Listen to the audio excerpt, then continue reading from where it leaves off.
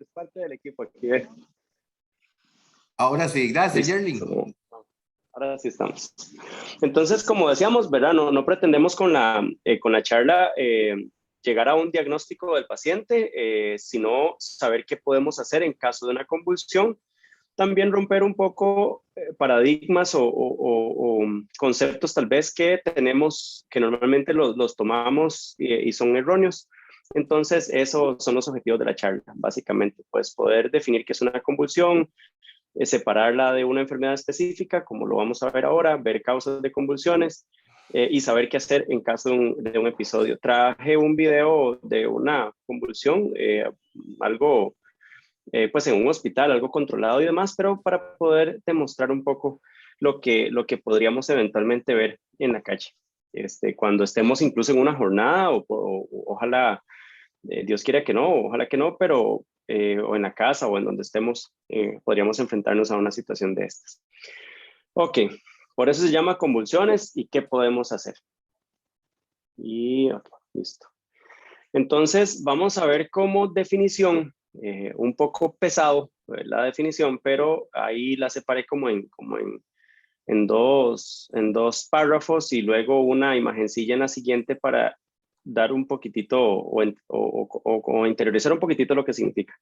Entonces, es un fenómeno paroxístico producido por descargas anormales excesivas o actividad neuronal sincrónica en el cerebro. Entonces, eso es la definición propiamente dicha de convulsión.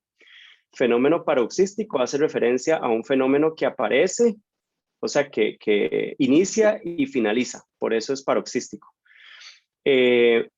Toda esta serie de movimientos que nosotros vemos en las convulsiones clásicas o en lo que normalmente, popularmente nosotros definimos como convulsión, todos estos movimientos, y ahorita vamos a ver por qué les digo eso, son producidos por descargas anormales. Entonces resulta que existen en el cerebro, específicamente en la corteza cerebral, zonas específicas que van hacia ciertas áreas y que tienen funciones específicas. Entonces, cuando hay un desorden eléctrico, ¿verdad? O estas descargas anormales por diferentes razones, puede ser un golpe en la cabeza o puede ser un foco epileptogénico, ¿verdad? O puede ser cualquier razón. Cuando hay descargas anormales, en esa zona se va a ver reflejado el lugar del cuerpo al que esa zona lleva información. No sé si me explico bien. Si estoy hablando muy enredado o algo así, ocupan que me devuelva y me avisan. Son excesivas, ¿verdad? Estas descargas son excesivas y luego, o también se puede ver una actividad, o se ve una actividad neuronal sincrónica en el cerebro, ¿ok? Y eso se mide, ¿verdad? Y pues ya los especialistas harán diferentes tipos de exámenes y un montón de cosas que nosotros obviamente no vamos a ver. Luego, de acuerdo con la distribución de las descargas, esto es lo que les decía ahorita, esta actividad anormal del sistema nervioso central se puede manifestar de muchas maneras, ¿verdad? Entonces, de acuerdo al área, por decir algo. No es que así sea, pero digamos que esta área de aquí, no es que así sea, o sea, para explicarme bien, pero en el supuesto que esta área de aquí mueve aquí adentro, ¿verdad? En el cerebro, la corteza cerebral de este lado, en el supuesto que esta área de aquí mueve la pierna izquierda, entonces si yo estimulo esta área, pues se va a mover la pierna izquierda. Entonces si hay un desorden de impulsos nerviosos o de actividad o descargas anormales o actividad neuronal excesiva o en un área específica, va a responder un área específica del organismo a la cual le lleva información esa zona. Entonces, se puede manifestar de diferentes maneras, que van desde una manera muy llamativa, como ver las convulsiones generalizadas y ver como el video de ahora, que es todo el cuerpo el que está involucrado, ¿verdad? Que son movimientos completamente caóticos, no pueden ser movimientos sincrónicos, como que yo vea a alguien, estiro la mano, o que yo como paciente estoy convulsionando y le veo la cara y le pegué un manazo en la cara, porque ahí estoy coordinando un movimiento. O sea, el hecho de ver yo a alguien, estoy convulsionando, entonces verle la cara a alguien y yo golpearle la cara, eso no sería una convulsión porque yo estoy coordinando el movimiento, ¿verdad? No, eso no es caótico. O sea, uno puede hacer que saque una convulsión para golpear a la suegra, golpear a alguien. Ahí, ¿verdad? Se puede, ya. Hay personas, digamos, hay personas en los diferentes lugares que son simuladores de convulsiones, o sea, que pueden llegar a simular. Ahí en San José teníamos gente en la calle, conocidos ahí, o sea, conocidos entre el gremio, ¿verdad? Que ya eran convulsionadores y ya uno reconocía que eran simuladores de convulsión, ¿verdad? Y precisamente coordinaban estos movimientos, qué sé yo, llegaban y agarraban el brazo y pellizcaban, y ya eso es algo coordinado, o sea, ya estirar el brazo, agarrarle al paramédico y estripar o golpear al paramédico es un movimiento coordinado. Luego, bueno, entonces van desde una llamativa actividad convulsiva, como una crisis convulsiva. Crisis se hace referencia a un cambio, o hace referencia a un cambio brusco de una enfermedad. Por ejemplo, soy asmático, como lo vimos en charlas anteriores, digamos, soy asmático y tengo una crisis asmática, o sea, tengo un cambio brusco en el curso de mi enfermedad, que puede ser que así sea o puede ser por muchas otras razones, ¿verdad? Que dejé de tomar medicamentos, que hubo algún agente desencadenante y demás. Entonces, puede ser desde una crisis llamativa o algo tan simple o algo tan que puede pasar inadvertido, ¿verdad? Hasta fenómenos de experiencias subjetivas difíciles de advertir por el observador. Nos decía una doctora neuróloga que ella tenía una paciente que la convulsión de la señora era simplemente que decía que olía mal.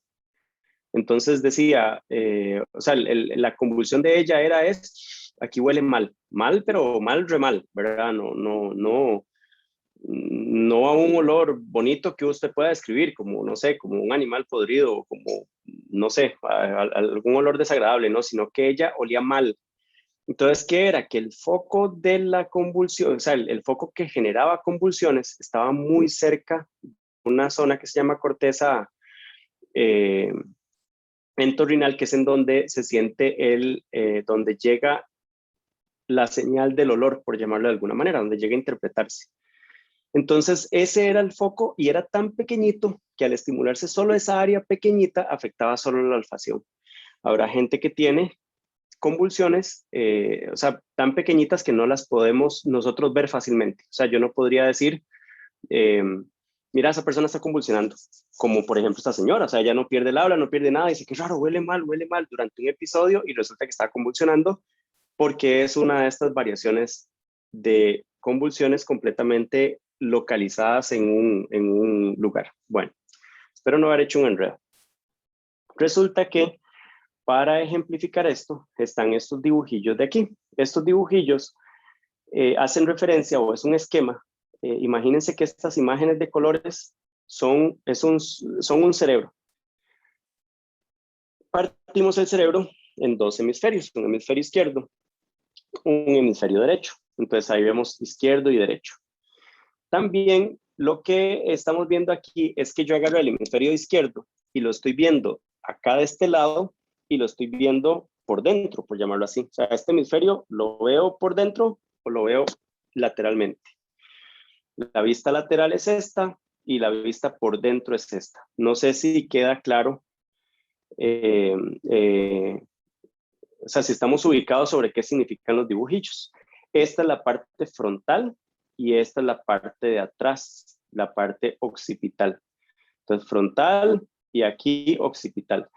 Si ven los numerillos, bueno, o a lo mejor por colores, amarillo es el frente y celeste es atrás. Entonces hay áreas específicas que llaman áreas de Brodmann por quien las describe. Áreas específicas, bueno, describe inicialmente y hay un montón de tecnología ahora para poder saber qué áreas están involucradas en diferentes actividades. Existen diferentes áreas que están atribuidas a zonas específicas. Así pues, esta área que nosotros vemos acá de frente, el número 6, es más, lo vemos en este color rosadillo y dice área motora, o sea, el rosado es todo lo que tiene que ver con movimiento, con área motora. El amarillo es todo lo que tiene que ver con ejecutivo, con ejecución. Resulta que esta corteza frontal es como decir, o parte de las responsabilidades es como un freno de mano a que nosotros hacemos cosas con un juicio. Entonces, por decir algo, si tengo ganas de orinar, no orino en media calle o no orino en la sala de la casa, porque hay algo que me dice que eso no está bien, eso es un juicio, ¿verdad? Hay drogas que pueden alterar ese juicio. El ejemplo más claro y común es el alcohol. El alcohol es o sea, desinhibe la corteza prefrontal. Entonces, al estar desinhibida, pues yo hago cosas que normalmente no hago, ¿verdad? Eso ahí se basa un poco en los efectos del alcohol específicamente. Bueno, aquí vemos hay otra área de la memoria, esta parte de acá verde, hay otra área visual, la parte de aquí atrás, ese es área, todo esto tiene que ver con área visual, área de atención, bueno, ahí hay diferentes, motora principal, que es el número 6, de toda esta área, ahí está identificado, responde a cada parte del cuerpo, y eso es lo que se llama músculo motor. Homúnculo hace referencia como a hombrecillo, es una palabra que significa. Entonces, a manera de dibujo, ponemos qué partecita de esa corteza cerebral inerva o lleva inervación a qué parte del cuerpo. Entonces vean que la mano y la cara tiene gran parte del cerebro dedicado a eso, ¿verdad? Gran parte del cerebro están dedicados a las manos y a la cara. ¿Por qué? Porque de la cara, cuántos movimientos tiene, expresiones y cuánta información no nos da la cara y cuánta información no sentimos con las manos, ¿verdad?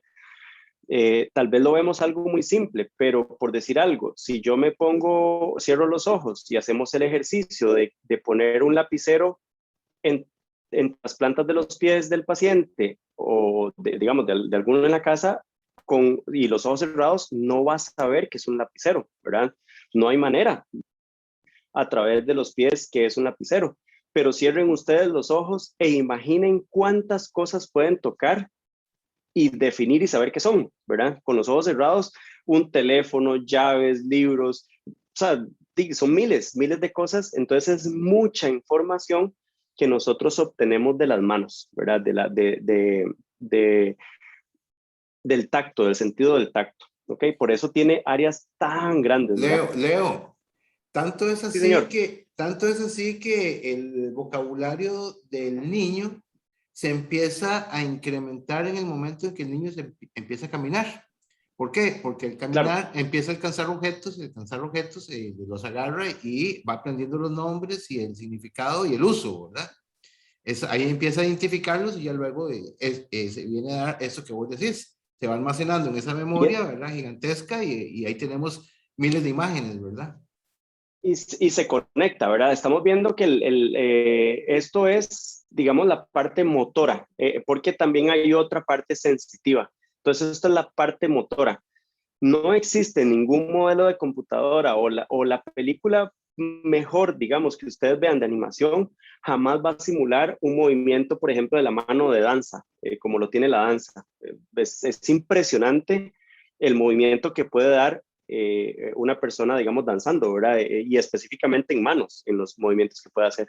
Bueno, eso es impresionante. Esto es motor, hay otra parte sensitiva y también, Jonathan, ahí apoyando, los chiquillos al no tener las manos o la parte sensitiva tan desarrollada, entonces lo que va a hacer es llevárselo a la boca para reconocer. Por eso hay que evitar que haya piecillas chiquitillas porque irremediablemente lo va a hacer porque está descubriendo el mundo, ¿verdad?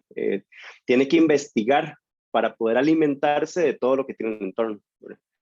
Ok, entonces, de acuerdo al lugar en donde sea la convulsión, pues así va a ser lo que se va a reflejar. Por decir algo, si el lugar de la convulsión es aquí tan pequeño, aquí pues probablemente solo me brinque el pecho, ¿verdad? No es que pase así.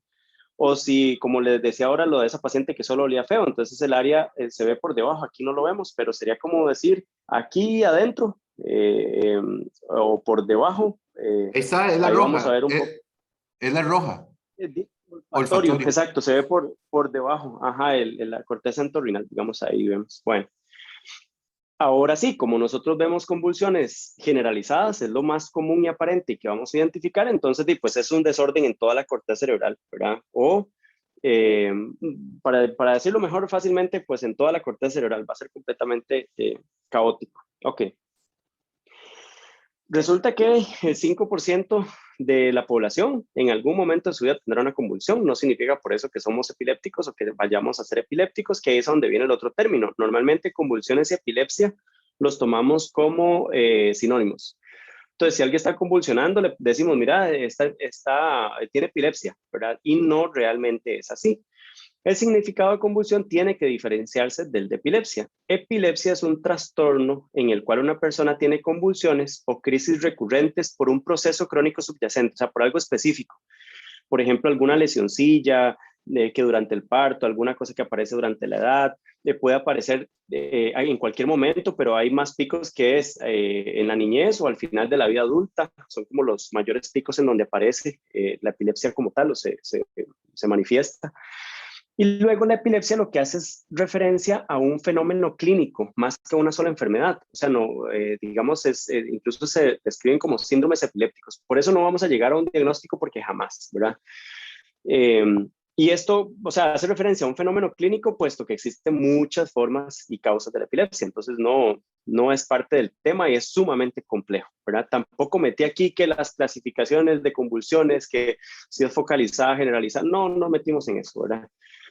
Resulta que la incidencia de epilepsia es realmente baja, de un 0.3 a un 0.5% en las distintas poblaciones del mundo. Esto es habrá que ver la prevalencia en Costa Rica, ¿verdad? De epilepsia como tal. Entonces, bueno, ¿qué causa las convulsiones? Este cuadro era más grande, pero tomé solo, digamos, de 12 años en adelante, porque ya ahí para atrás venían neonatos, un montón de cosillas que tal vez va a ser infrecuente que nosotros nos topemos a nivel de primeros auxilios.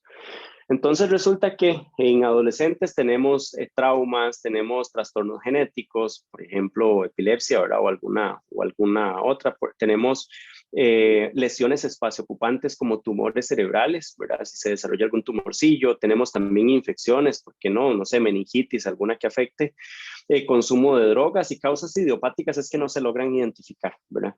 En adultos jóvenes, viene siendo parecidos, ahí sumamos abstinencia de alcohol. Si yo normalmente soy un paciente que ingiero licor frecuentemente y o sea, me detengo súbitamente, como los pacientes tal vez que tienen el problemilla ese y viven en la calle, entonces puede que pues no se consiguió la platilla y no pueden tomar y dejan de tomar un día y ya aparecen signos y síntomas de abstinencia, ¿verdad? Hasta un delirio y puede causar convulsiones.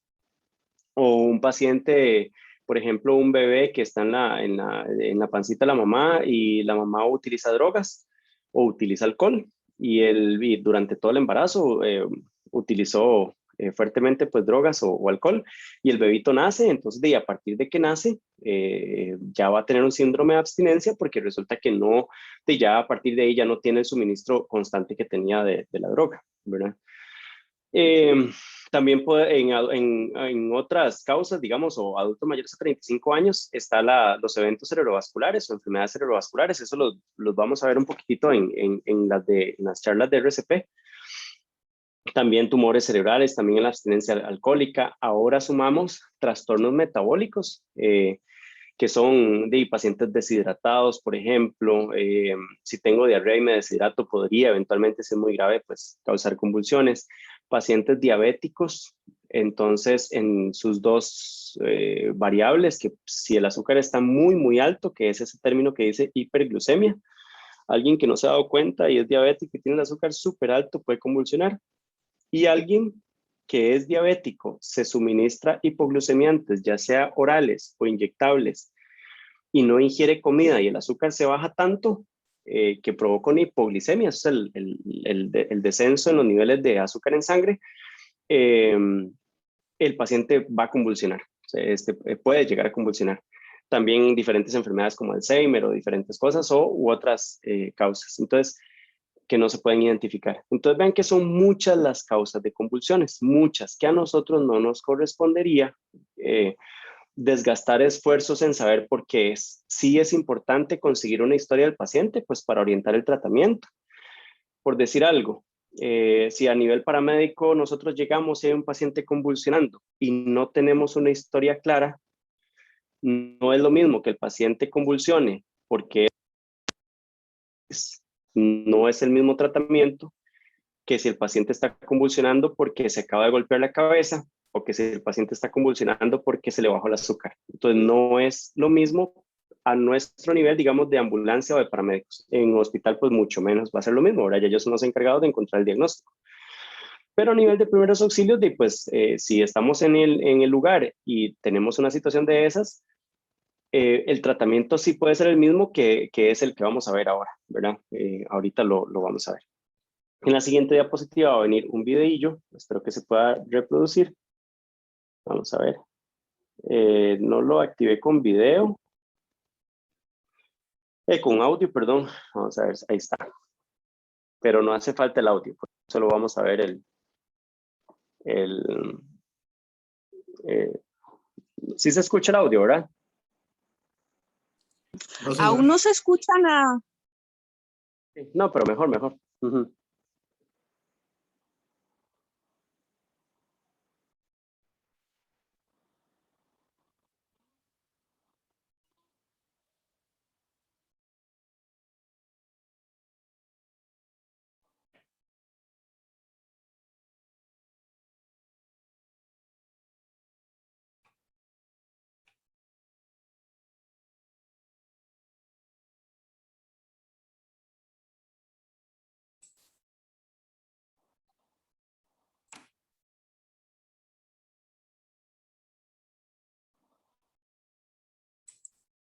Leo.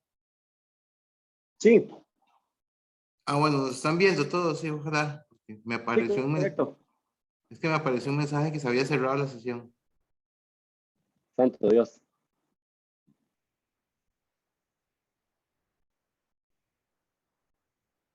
Wow. Hay varias preguntas, Leo. Sí, ahí he estado viendo.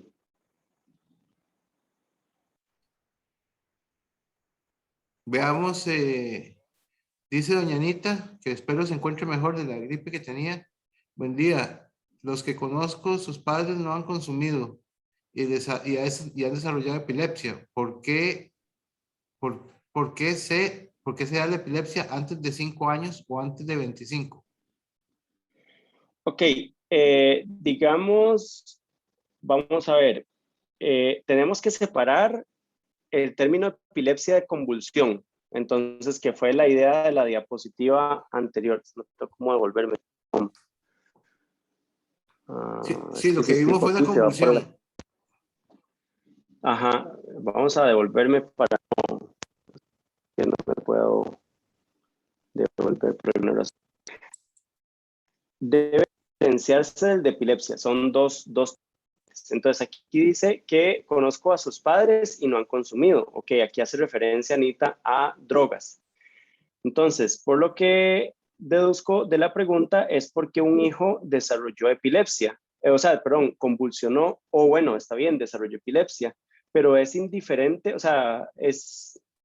vamos a ver, no es que la epilepsia sobreviene porque los pacientes ingirieron drogas, creo que no me expliqué.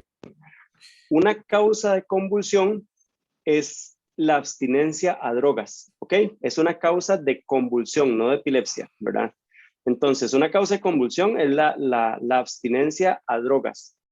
Una abstinencia a drogas la puede presentar un bebé, su madre ingirió drogas durante todo el embarazo y nació hoy, ¿verdad? Entonces, a partir de ya, el bebé no tiene las drogas, entonces puede convulsionar por eso.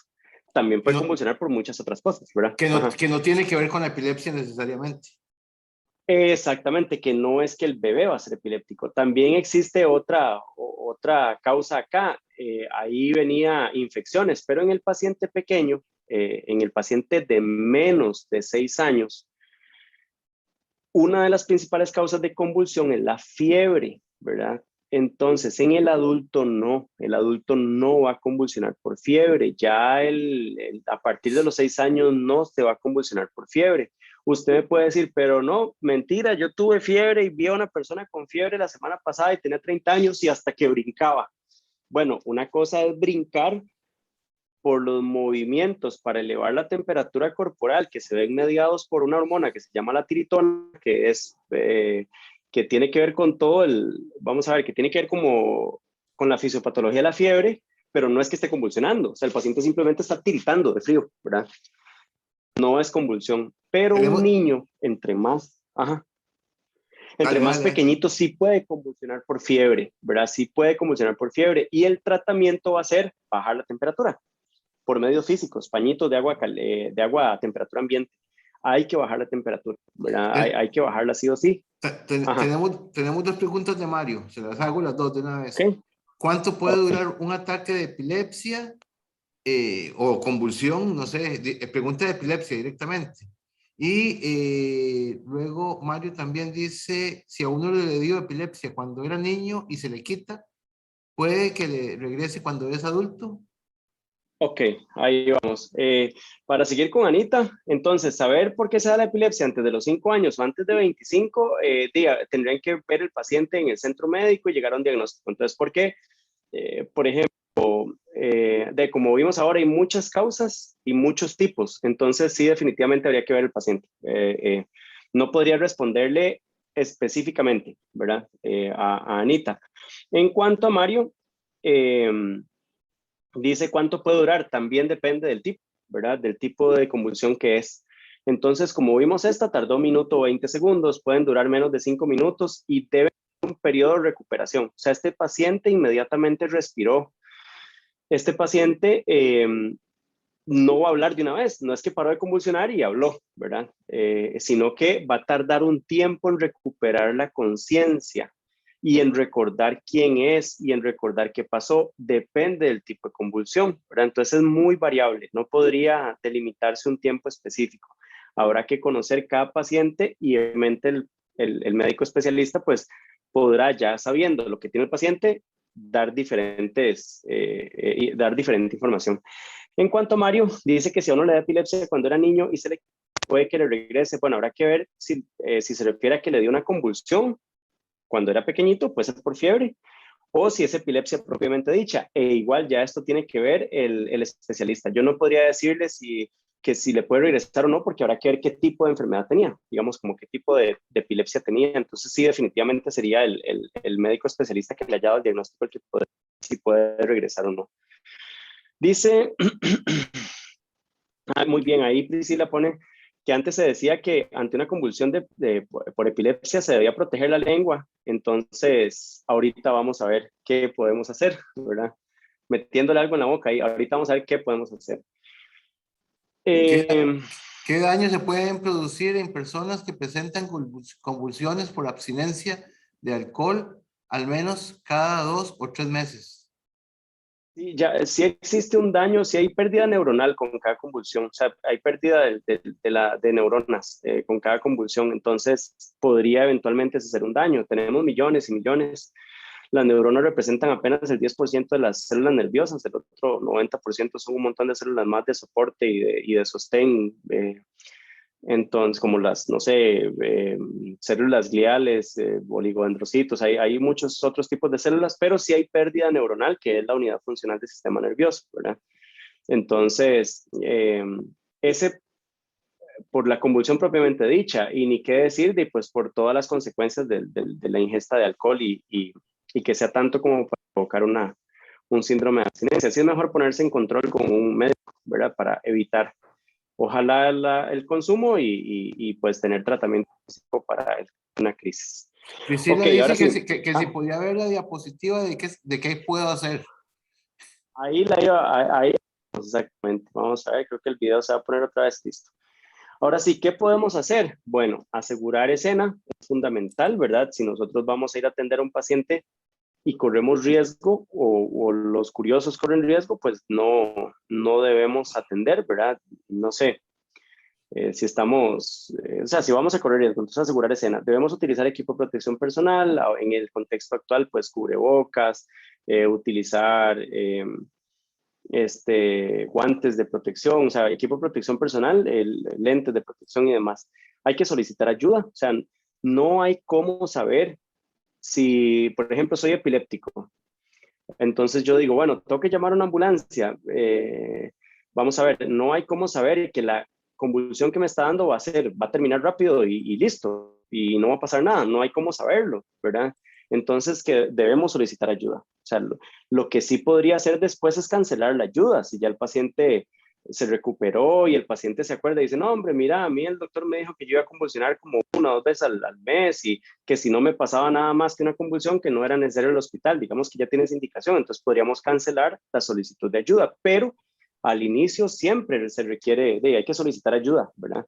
Que decir, no, hagamos un trato, esperemos 15 minutos a ver si es grave y a los 15 minutos llamamos a la ambulancia, no, pero hay mucho tiempo perdido en perjuicio del paciente. Ahora sí, hay que evitar que el paciente se lesione, retirando objetos, soportando la cabeza, no sosteniéndola rígidamente, sino soportar la cabeza. En el video anterior, el paciente incluso vean que la camilla no tiene barandas, entonces eventualmente el paciente pudo haberse caído. Y ustedes vieron el movimiento caótico que fue, pudo haberse caído y ocasionar otra lesión diferente a la convulsión. Entonces debemos evitar que el paciente se lesione retirando objetos. En el caso de que estuviéramos en una camilla, pues subimos las barandas, es una manera de ayudarle al paciente mientras está convulsionando. No podemos hacer nada más, ¿verdad? A nuestro nivel de primeros auxilios no podemos hacer nada más. No debemos introducir nada en la boca del paciente. Hay pacientes que tendrán protección, hay pacientes, protección, digamos, ahí sí, como, ¿verdad? Hay pacientes que puedan tener eso. Hay pacientes que convulsionan tanto que podrían incluso andar un casco, por ejemplo. Cuando hay una epilepsia que es de difícil control, digamos, que lo ideal del tratamiento contra la epilepsia, ahí sí específicamente, es disminuir la cantidad de veces que convulsiona. Entonces, yo soy epiléptico y no tengo tratamiento. Entonces, convulsiono 7 veces al día, ¿verdad? Porque no me tomo el tratamiento. 7 veces al día. Ahí convulsiono todos los días. Fui al médico, me identificó la enfermedad mediante un montón de estudios y valoración, me identificó la enfermedad y me dio tratamiento. Pero mi epilepsia es muy difícil. Entonces resulta que ya no voy a convulsionar 7 veces al día, ya voy a convulsionar 1 vez a la semana. Porque el medicamento trata, en el mejor de los casos, de erradicar la convulsión, pero no siempre sucede, ¿verdad? Sino lo que hace es bajar la frecuencia de las convulsiones porque el tratamiento no va orientado hacia curar en el caso específico de la epilepsia y los medicamentos, digamos, no va enfocado a curar. Existen sí procedimientos que son para curar, no sé, tipos de cirugías, algunas, digamos, por algunas epilepsias que se pudieran operar y cosillas así. Entonces, no sé si me logré explicar Leo, bien. Sí, preguntó Andrés por ahí que dice, tiene la duda de que si tanto la epilepsia como las convulsiones pueden ser, podemos heredarlas. con mucho gusto, Priscila.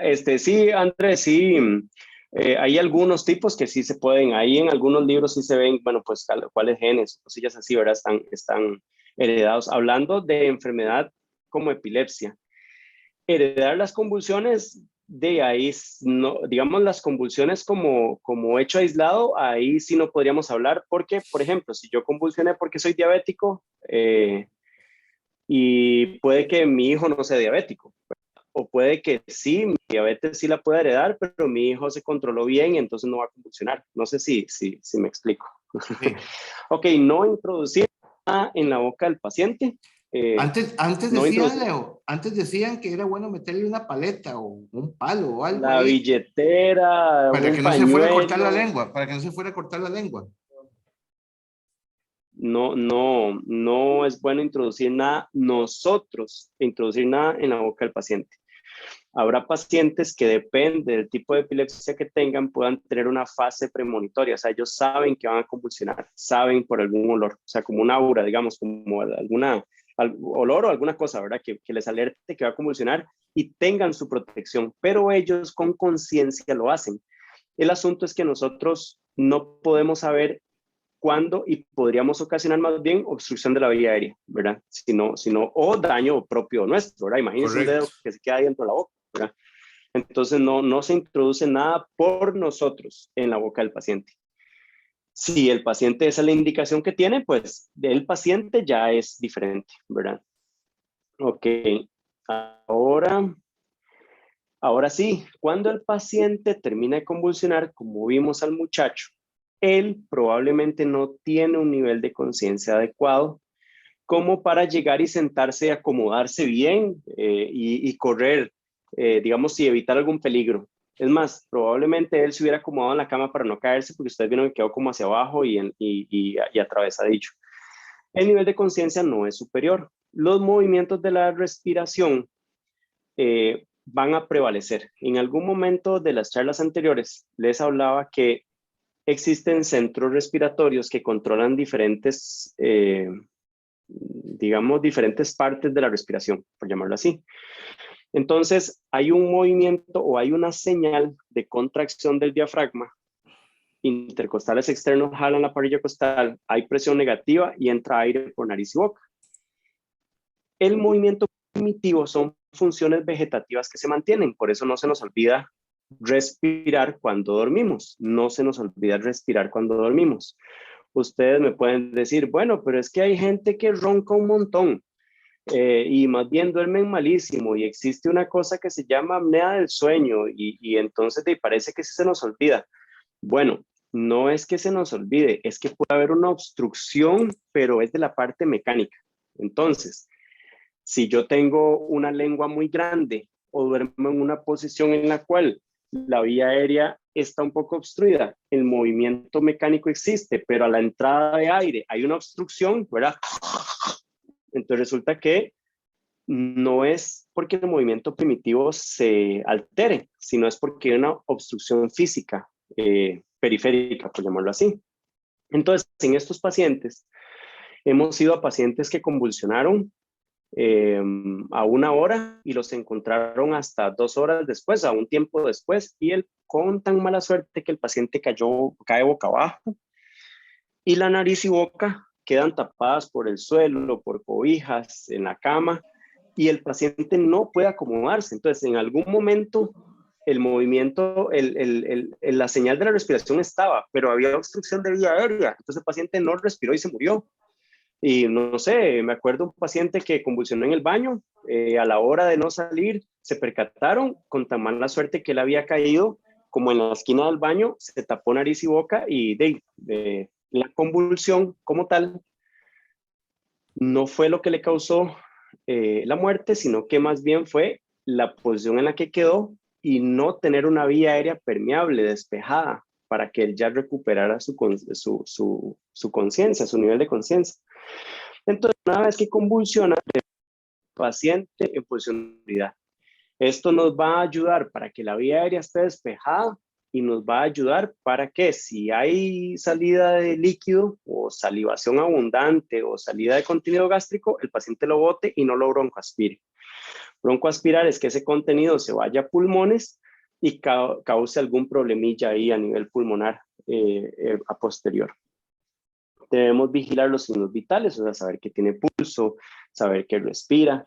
Debemos lograr el paciente, ahora sí, para poder orientar hacia por qué puede convulsionar. Entonces, ¿cómo reconocemos una historia rápida? Hay una técnica que no sé si en alguna de las charlas anteriores se les había dado, sample. Podemos quitarle para no copiar.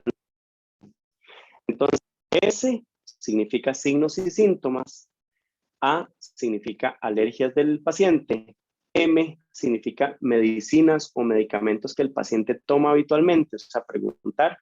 P es de padecimientos del paciente, pero, o sea, de qué padece, qué enfermedades tiene. L fue cuando fue la última ingesta y E es el evento encadenante de lo que está sucediendo ahorita. Entonces, signos y síntomas. Yo no sé, se le pusieron los ojos para atrás y comenzó a pegar brinco. Alergias. Ah, sí, él es alérgico a la picadura de avispas, por decir algo. No tiene nada que ver con el caso, pero es una información del paciente. Toma. Ah, sí, él toma carbamazepina. ¿Ese algo? Sí, resulta que es epiléptico. última ingesta, di no, hace 2 horas que comió, entonces desencadenado, nada, estábamos en el trabajo y de cayó al piso. Ok, entonces es una historia pequeñita del paciente que nos da mucha información. Porque dice, aquí nos dice que es diabético, entonces debemos pensar en que se bajó el azúcar. Si nos dice que es epiléptico, bueno, que tiene una crisis. Si nos dice que es que, lo que pasa es que él toma mucho licor y de todo, entonces podemos pensar, la síndrome de abstinencia, ¿y qué? Vos sabes, no, tiene como 3 días de no tomar. Es información, ¿verdad? No es que nos corresponde, sino como es cierta información que nosotros podemos tener. Pregunta, Leo. ¿Verdad? ¿Quiere decir Ajá. que es importante que en una oficina o en el lugar de trabajo todos conozcamos un poco de las, digamos, padecimientos que tienen nuestros compañeros? Porque efectivamente a veces uno no sabe si fulano es diabético, o es hipertenso, o es, yo no sé, es información Sí. privada, ¿verdad? Es que por lo menos quienes deben conocerlo sería la Brigada de Primeros Auxilios, ¿verdad? Y de tratar con todo el anonimato que se debe tratar en esta cuestión de primeros auxilios. Yo no puedo llegar y decir, mira, fíjate que la vez pasada atendí a fulano y no es que es epiléptico, tan calladito que lo tenía, ¿verdad? Y no me corresponde jamás, ¿verdad? Porque nosotros cogemos qué enfermedades tenemos. Yo tengo una enfermedad reumatológica y me ven cada 6 meses en reumatología en el hospital pero tal vez uno no quiere contarle a todo el mundo, ¿verdad? Entonces, hay que respetar, es una confidencialidad del paciente que no podemos romper. Y luego, si nosotros en el marco de ayuda, ustedes, digamos, como personal voluntario que tienen una chispa diferente a muchas personas, en el marco de ayuda, le preguntamos a algún paciente, el paciente nos confía algo tan simple como decir, soy diabético, nos confía eso, no tenemos por qué contarlo, ¿verdad? Porque estaríamos violando pues la confianza que el paciente nos tuvo, ¿verdad? Entonces no es algo adecuado. Lo que sí es adecuado es que debemos decírselo al personal de atención y al hospital, por supuesto. Lo que no se vale es que yo le oculte información al médico, ¿verdad? Eso sí no se vale porque va en perjuicio mío, ¿verdad? Entonces llegar y decir, ¿usted padece algo en el hospital? No, de nada. Pero seguro, no, yo no padezco nada. No está bien porque estaríamos afectando nuestra propia salud al hacer eso, ¿verdad? Ok. No sé si hay más. ¿Se te cortó, Leo? De mi parte estaríamos, esto es lo que tenía, vamos a ver, lo puse la gracia. Esto sería lo que tenía preparado para hoy sobre convulsiones. Espero, digamos, como haberme explicado adecuadamente y a ver, los objetivos eran ese, romper el mito de tomar como sinónimo convulsiones de epilepsia, saber que hay muchas causas que pueden originar una convulsión y saber qué es lo que podemos hacer, ¿verdad? Era lo que a nivel de primeros auxilios. Buenos Yo días. creo, ajá. Quería preguntar, digamos, si en todo tipo de convulsión la persona no siente el movimiento, digamos, o sea, como dijo, está inconsciente, o sea, es decir, si esa persona se golpea, se muerde la lengua, esa persona no va a sentir en el momento, sino ya cuando haya En el pasado. momento probablemente no, porque hay un caos total que no estamos como conscientes o que no puede estar conscientes. Hay pacientes de convulsiones o hay causas de convulsiones que, vamos a ver, Disculpa, para que podría no serlo. para contarle un acontecimiento que yo vi. Digamos, era un pleito de artes marciales. Bueno, la cosa es que el muchacho se cayó, que el otro no, lo usó por un pleito, cosa que no es correcta, yo creo. Y entonces le dio durísimo contra el pavimento y el muchacho comenzó a convulsionar. Me imagino que él, a partir del golpe, cuando lo tiraron al piso, empezó a convulsionar y ya después lo sintió. O no sé. Sí, correcto. Sí, mientras esté en la convulsión no va a haber, probablemente no haya tanta o una noción tan ordenada de la percepción del entorno. Dentro de eso está el dolor, ¿verdad? Probablemente, sí, ya después cuando pase, sí, el paciente pues, va a poder decir, mira, me duele la lengua, me mordí la lengua, tal vez no nos dimos cuenta porque no lo vemos, ¿verdad? Si no solo vemos al paciente y que no hay ninguna lesión externa, pero si le preguntamos, ya el paciente a rato podría decir sí que le duele la lengua y ya enseñarnos que está mordidillo o alguna cosa así. Ah, gracias. Y usted había dicho, digamos, de que puede ser que la persona sienta que va a convulsionar por algún olor, no sé qué, o sea, en todos los casos puede ser que o no sienta que va a convulsionar y pase de repente, o a veces puede ser que sí. Depende del tipo de epilepsia, podría tener una fase pulmonar y la fase podría variar de un paciente a otro y también de convulsión a otra, ¿verdad? Porque yo puedo ser epiléptico y tener un tipo de convulsión de acuerdo al daño. Entonces, no aplica para todos los pacientes que sepan que van a convulsionar, ¿verdad? Ni aplica para todos que no sepan. No sé si me explico. Sí, entendí, gracias. Con gusto. Bueno, Leo, entonces, en virtud de que ya has concluido con esta interesantísima charla, agradecerte y Jonathan, decirles, sí, perdón. disculpa, es que tengo una última pregunta, es que se me cortó el internet y al final Dale, dale, dale, Bien. dale, dale, hasta dale. ahorita. Es que tengo una pregunta porque, digamos, yo he estado leyendo un poco de esto de las migrañas y decía que muchas de ellas eran causadas por una falta de irrigación de sangre. Entonces me da la curiosidad de si en el caso de las convulsiones es como una falta de aire o de sangre o de algo en alguna parte, y quería preguntarle a ver si Leo tal vez me podía quitar la duda. Ok, qué pregunta tan interesante, ¿verdad? Resulta que si nos vamos a la definición propiamente dicha de convulsión, hablábamos de un trastorno o una crisis paroxística de una serie de impulsos desordenados en la corteza cerebral. Sí, sí se acuerdan de esa primera, ¿verdad? Algo aproximado. Entonces, convulsión es un evento paroxístico que se origina por un desorden de impulsos nerviosos en la corteza cerebral, por una actividad neuronal completamente caótica y desordenada. Puede ser tan grande como generalizada o puede ser tan pequeñita como focalizada, ¿verdad? Como en un solo lugar. Esa es la definición de convulsión. Ahora, ¿qué puede causar eso? ¿Ok? Resulta que si yo tengo un problema cardíaco, un problema cardíaco severo y no llega suficiente aporte de oxígeno al cerebro, puede causar una convulsión, ¿verdad? Resulta que si yo me llevo un golpe en la cabeza, hay un movimiento exagerado que causa un desorden de impulsos nerviosos y ocasiona una convulsión.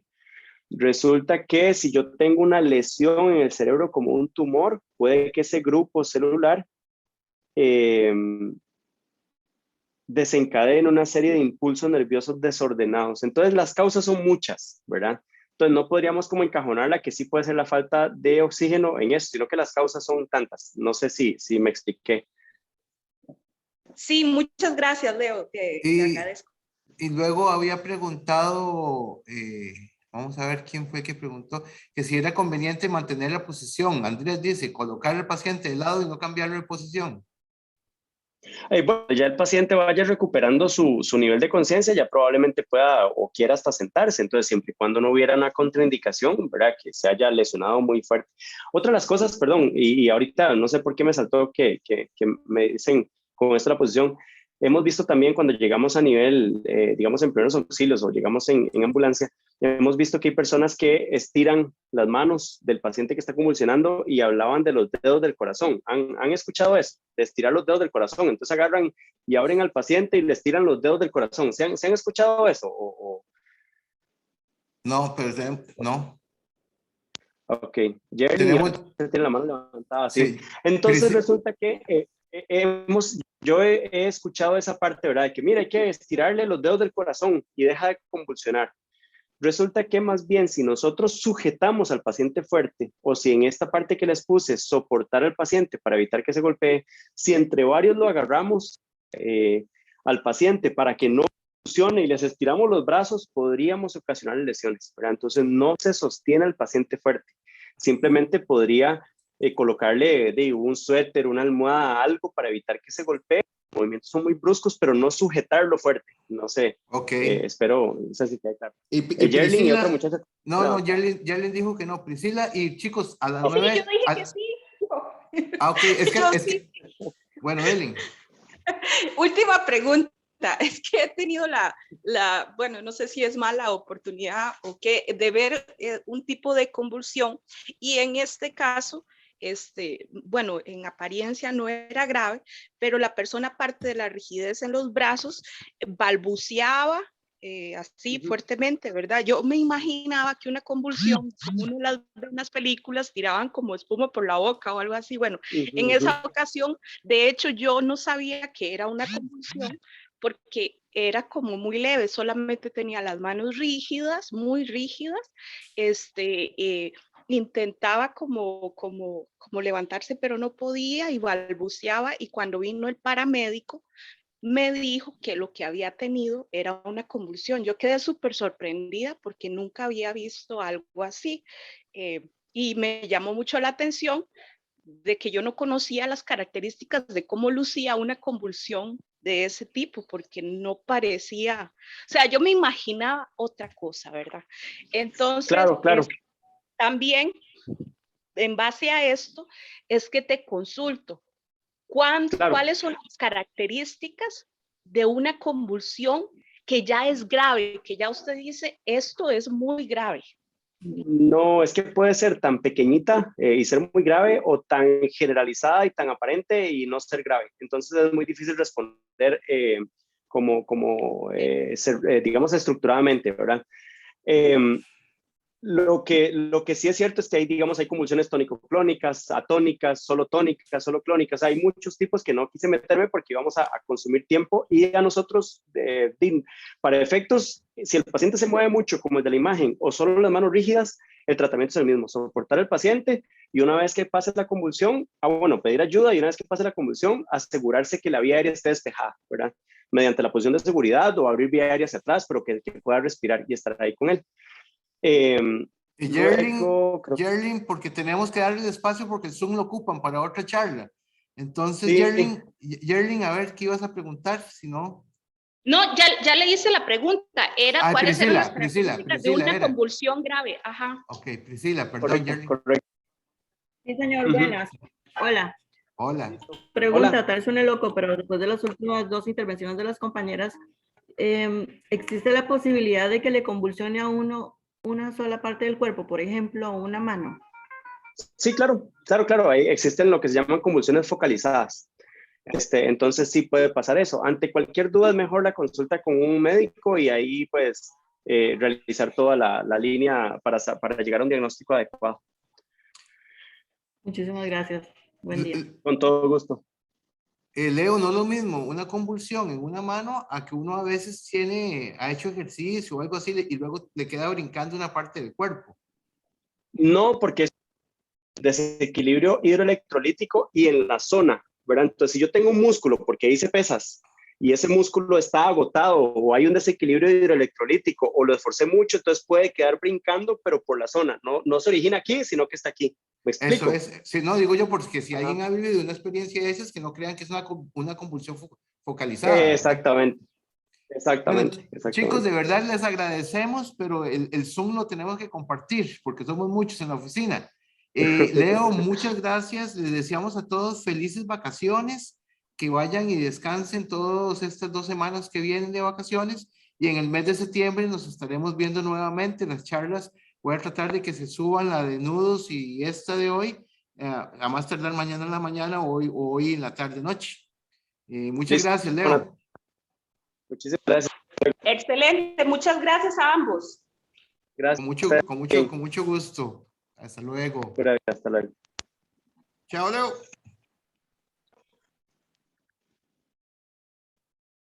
Para pagar esto.